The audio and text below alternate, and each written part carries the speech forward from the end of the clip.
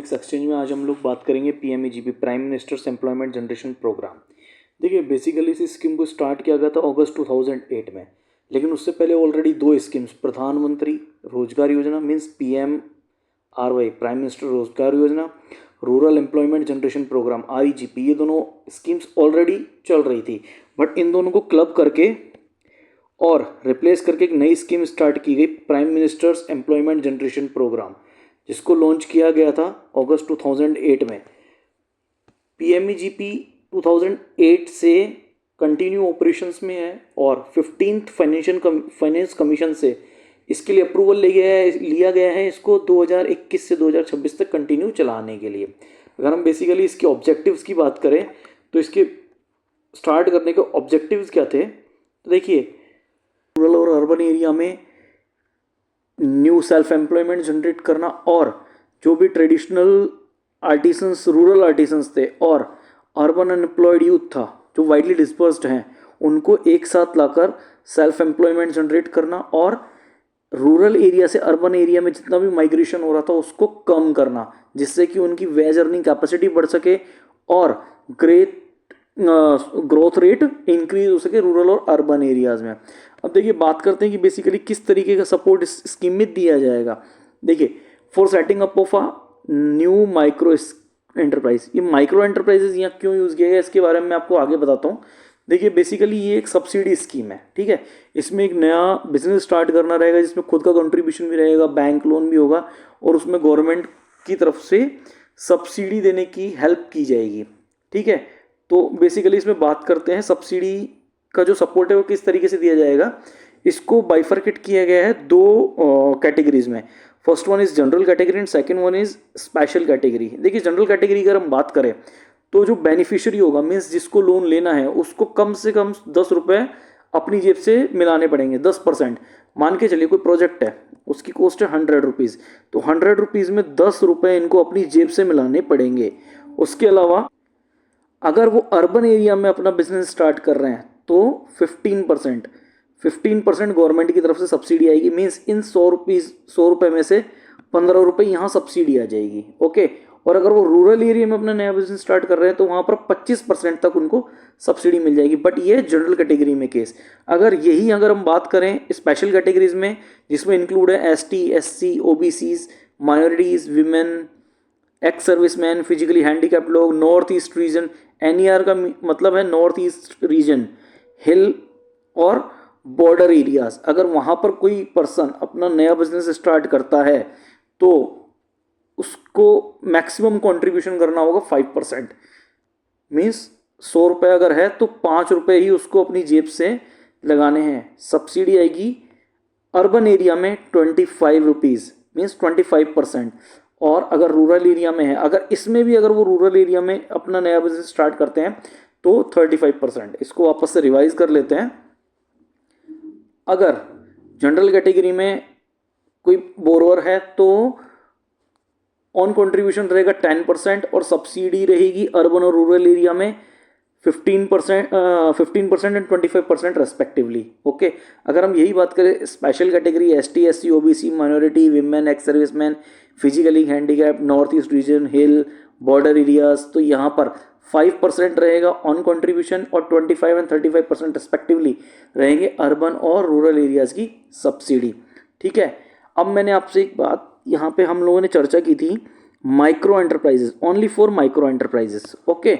देखिए इसको मैं यहाँ पर क्लियर करता हूँ माइक्रो एंटरप्राइजेस क्यों था। देखिए the maximum cost of the project under manufacturing sector is 50 lakhs। मैं ऑलरेडी आपको बता चुका हूँ पिछले वीडियोस में कि अगर किसी बिजनेस में इन्वेस्टमेंट अप टू 1 करोड़ है और टर्नओवर अप टू 5 करोड़ है तो ये होगा आपका माइक्रो एंटरप्राइजेस। तो ये आपके माइक्रो एंटरप्राइजेस में कवर होंगे, ओके। तो यहाँ पर जब मैक्सिमम मैन्युफैक्चरिंग सेक्टर में मैक्सिमम कॉस्ट ऑफ प्रोजेक्ट अगर 50 lakhs है तो ऑब्वियसली वो माइक्रो एंटरप्राइजेस में ही इंक्लूड होंगे। और यही मैक्सिमम कॉस्ट यहाँ सर्विस सेक्टर में रखी गई है 20 lakhs, ठीक है। इसके अलावा the balance amount excluding the on contribution of the total project cost will be provided by bank. देखिए इसमें टोटल कॉस्ट कैसे हम लोग कैलकुलेट करते हैं, इसमें ऑन कंट्रीब्यूशन रहेगा। मैं ऑन जो बेनिफिशियरी का कंट्रीब्यूशन मैं आपको ऑलरेडी यहाँ बता चुका हूँ उसके बारे में। बेनिफिशियरी की कंट्रीब्यूशन के बारे में हम यहाँ ऑलरेडी बात कर चुके हैं कि वो 10% या फिर 5% रहेगा। उसके अलावा बैंक लोन हो जाएगा। अगर मान के चलो 100 रुपये कॉस्ट है, जनरल कैटेगरी की हम बात करें तो 10 रुपये उनको अपनी जेब से लगाने होंगे और 90 रुपीज़ बैंक की तरफ से लोन हो जाएगा, तो ये हो जाएगा 100 रुपीज़। और अगर स्पेशल कैटेगरी है तो उनको केवल 5 रुपये अपनी जेब से लगाने हैं और 95 रुपये बैंक से लोन हो जाएगा। दैट मीन्स 100 रुपीज़ यहाँ पर भी उनका टोटल कॉस्ट हो गया है। लेकिन अगर जैसे यहाँ पर एक कंडीशन है कि जो मैक्सिमम कॉस्ट 50 लाख ही होगी और सर्विस सेक्टर में 20 लाख होगी। अगर किसी पर्सन को 50 लाख से ज़्यादा, अगर उसका प्रोजेक्ट कॉस्ट 50 लाख से ज़्यादा है, सर्विस में 20 लाख से ज़्यादा, मान के चलो ये हो गया 70 लाख और ये हो गया 40 लाख, तो ऐसा नहीं है कि बैंक उस पर लोन नहीं कर सकता, बैंक उस पर लोन कर सकता है। आपको यहाँ पर 70 में से 7 लाख आप खुद लगा दीजिए, बाकी का 63 लाख बैंक लोन कर देगा। बट इसकी जो सब्सिडी आएगी वो 50 लाख के अकॉर्डिंग आएगी, बाकी का 13 लाख विदाउट गवर्नमेंट सब्सिडी होगा। ठीक है, उसमें सब्सिडी नहीं आएगी। तो बैंक के पास ये फैसिलिटी है कि अगर उसको लगता है बिजनेस की वाइबिलिटी है, आगे जाकर अच्छा बिजनेस ग्रो हो सकता है इस फर्म का, तो वो उसमें और भी ज़्यादा लोन कर सकता है। ठीक है, आगे बढ़ते हैं।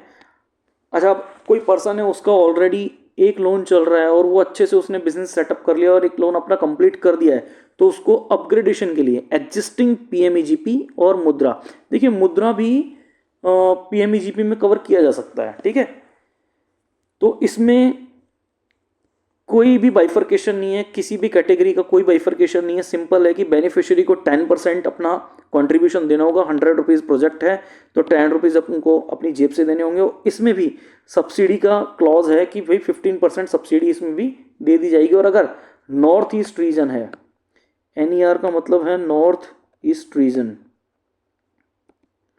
अगर नॉर्थ ईस्ट रीजन है और हिली स्टेट्स हैं, ठीक है, लाइक उत्तराखंड है, हिमाचल प्रदेश है, JNK हैं, अगर ये स्टेट्स हैं मतलब हिली स्टेट्स हैं, तो उसमें 20% तक सब्सिडी दी जा सकेगी।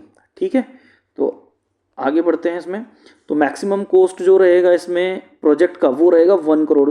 इसमें इसलिए बढ़ा दिया गया है कि गवर्नमेंट को ये लगता है कि अगर कोई पर्सन ऑलरेडी 30 लाख का लोन ले रखा है उसने और उसको अच्छे से कंप्लीट कर दिया, उसकी फर्म ऑलरेडी बहुत अच्छी चल रही है, तो मीन्स उसको अपग्रेड करने के लिए ज़्यादा पैसे की ज़रूरत हो सकती है, वो प्रोजेक्ट कॉस्ट अपनी बढ़ा सकता है।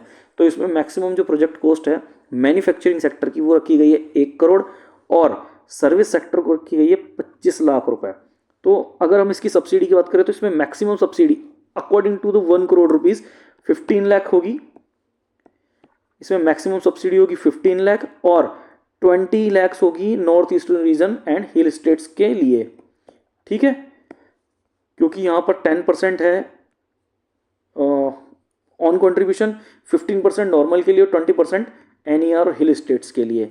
सेम यही 3.75 लाख यहाँ पर मैक्सिमम सब्सिडी होगी अप टू 25 लाख के लिए, 15% के लिए ये और 20% के लिए मैक्सिमम 5 लाख। और यहाँ पे भी सेम वही सिचुएशन है कि on contribution plus bank loan will be equal to total cost.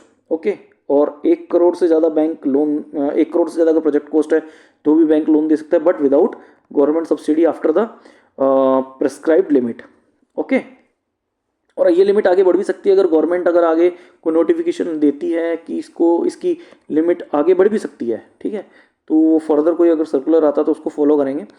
और अगर कोई बेनिफिशियरी है, कोई पर्सन है, तो उसकी कुछ एलिजिबिलिटी क्राइटेरियाज भी रखे गए हैं। मीन्स एक तो फर्म नई होनी चाहिए, पुरानी फर्म पर आपको पीएमईजीपी कवर नहीं होगा। Individual must be 18 year old, उसकी कोई इनकम सीलिंग नहीं है। वैसे अगर वो नहीं भी कमा रहा है और नया बिजनेस स्टार्ट कर रहा है तो भी उसको पीएमईजीपी में कवर किया जा सकता है। बट अगर उसकी मैन्युफैक्चरिंग प्रोजेक्ट कॉस्ट 10 लाख से ज़्यादा और सर्विस में 5 लाख से ज़्यादा है तो he must be at least 8th standard pass educated person. तो गवर्नमेंट को ये लगता है कि अगर कोई पर्सन इतना बड़ा बिजनेस रन कर रहा है तो he must be educated at least 8th standard. Okay, और कोई एग्जिस्टिंग यूनिट है जो PMRY या REGP या कोई भी गवर्नमेंट स्कीम है, स्टेट गवर्नमेंट स्कीम है, अगर उसका ऑलरेडी कोई गवर्नमेंट सब्सिडी अवेल कर चुका है, अगर उसके पास ऑलरेडी सब्सिडी है तो उसको पीएमईजीपी में कवर नहीं किया जा सकता क्योंकि वो ऑलरेडी एक सब्सिडी अवेल कर रहा है। इसलिए उसको नहीं किया जाएगा। इसके अलावा अदर एलिजिबिलिटी क्राइटेरियाज है कि वो कम से कम कैपिटल एक्सपेंडिचर उसमें होना चाहिए। देखिए बेसिकली ये अगर मैन्युफैक्चरिंग में हम बात करें तो ये working capital plus CC cash credit in दो तरीके से दी जा सकती है। एटलीस्ट आपको कुछ ना कुछ टर्म लोन में लेना ही पड़ेगा, तभी आपको पीएमईजीपी में कवर किया जाएगा आपका जो लोन है, ठीक है। तो it must be included with capital expenditure और इसके अलावा अगर कॉस्ट ऑफ लैंड है तो वो इंक्लूड नहीं होगी। वो इसलिए है, मान के चलिए आप कोई बिजनेस स्टार्ट करने जा रहे हो और आप बोल रहे हैं मेरा प्रोजेक्ट कॉस्ट है 50 लैक्स, ठीक है, बट उसमें मेरा 45 लैक्स की तो मेरी लैंड ही है, 45 लैक्स की लैंड ही है। तो इसमें क्या होगा कि 5 लाख आपने जेब से लगा दिया और 45 लाख रुपए आपने बैंक से ले लिया तो 50 लैक्स हो जाएगी। तो इसमें केवल लैंड की कॉस्ट ही कवर हो पाई, बट इसमें लैंड की कॉस्ट इंक्लूड नहीं की जाएगी। लैंड की कॉस्ट किसी भी कंडीशन में प्रोजेक्ट कॉस्ट में इंक्लूड नहीं की जा सकेगी। बट इसमें एक कंडीशन ये, अगर आप कोई लैंड ले रहे हैं, कोई वर्कशॉप आप ले रहे हैं तो उसको लीज पर ले रहे हैं तो उसको हम लोग कवर कर सकते हैं पीएमईजीपी में। But the project cost calculated for a maximum period of 3 years, ठीक है। तो ये केवल 3 साल के लिए होगा। उसकी जो प्रोजेक्ट कॉस्ट है उसको केवल 3 साल के लिए ही कैलकुलेट किया जाएगा, ओके। और PMEGP is applicable to all new viable micro enterprises, जिसमें गवर्नमेंट की विलेज इंडस्ट्रीज भी होंगी। बट अगर कुछ ऐसी इंडस्ट्रीज हैं जो लोकल गवर्नमेंट ने प्रोहिबिट किया हुआ है उनको, जैसे कुछ लोकल गवर्नमेंट्स होती हैं वहाँ पर उनके बेसिकली हम देखें तो एग्रीकल्चर से रिलेटेड जो जितने भी छोटे छोटे प्रोजेक्ट्स होते हैं उनमें कुछ ऑथोराइज नहीं होते हैं, वो प्रोहिबिटेड होते हैं।